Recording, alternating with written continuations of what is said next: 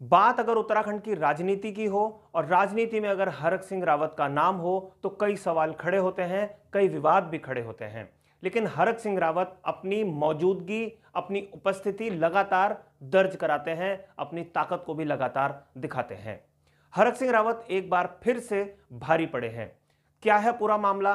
पूरा मामला आपको समझाने की हम कोशिश करेंगे, लेकिन उससे पहले इस चैनल को आप सब्सक्राइब जरूर कर लीजिए। नमस्कार, मैं हूं मनमोहन भट्ट। उत्तराखंड की राजनीति में हरक सिंह रावत एक ऐसा नाम है जो अपनी दमदार उपस्थिति लगातार दर्ज करते हैं। हरक सिंह रावत एक बार फिर से भारी पड़े हैं और वो भारी पड़े हैं त्रिवेंद्र सिंह रावत पर। त्रिवेंद्र सिंह रावत ने हरक सिंह को नियंत्रित करने के लिए श्रम कल्याणकार बोर्ड में शमशेर सिंह सात्याल की नियुक्ति की थी बतौर बोर्ड के अध्यक्ष के तौर पर। हरक सिंह और सात्याल के बीच का जो आंकड़ा था वो लगातार 36 का ही रहा।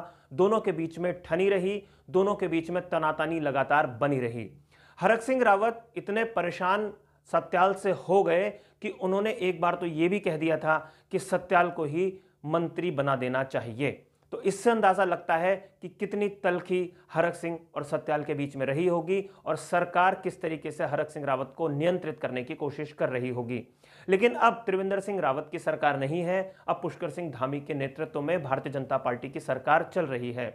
पुष्कर सिंह धामी ने हरक सिंह रावत को मनाने की लगातार कोशिश की है। जब हरक सिंह रावत थोड़े से नाराज हो जाते हैं तो पुष्कर सिंह धामी ने उनको अपने घर पर खाने पर बुलाया और मामले को संभालने की कोशिश की।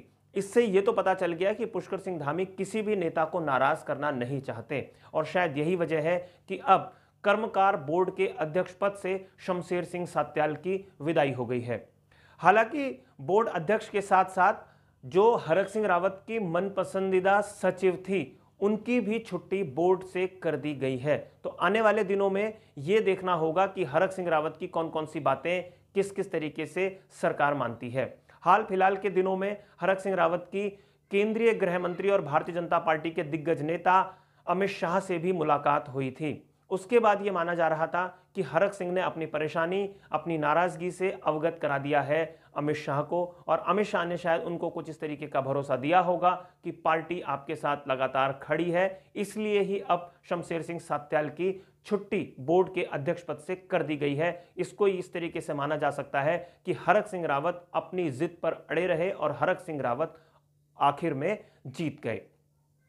लेकिन कर्मकार बोर्ड करता क्या है, यह भी एक बहुत महत्वपूर्ण विषय है। वास्तव में कर्मकार बोर्ड जितने भी राज्य में मजदूर वर्ग होता है, श्रमिक वर्ग होता है, उनके वेलफेयर के लिए काम करता है। चाहे उनके चिकित्सा की बात हो, चाहे उनके प्रोविडेंट फंड की बात हो, चाहे उनको आकस्मिक निधि की अगर जरूरत पड़े तो उसकी बात हो।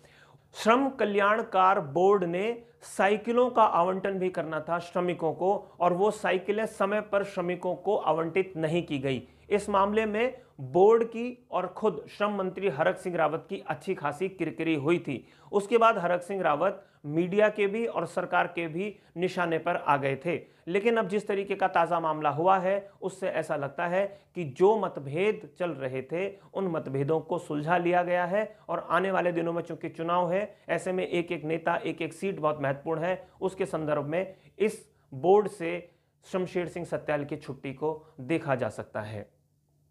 अगर आपको ये रिपोर्ट पसंद आई हो तो इसे लाइक कीजिए, इसे शेयर कीजिए और अगर आपने अभी तक इस चैनल को सब्सक्राइब नहीं किया है तो इस चैनल को भी सब्सक्राइब आप जरूर कर लीजिए। अगली रिपोर्ट में आपसे एक बार फिर मुलाकात होगी, तब तक के लिए नमस्कार।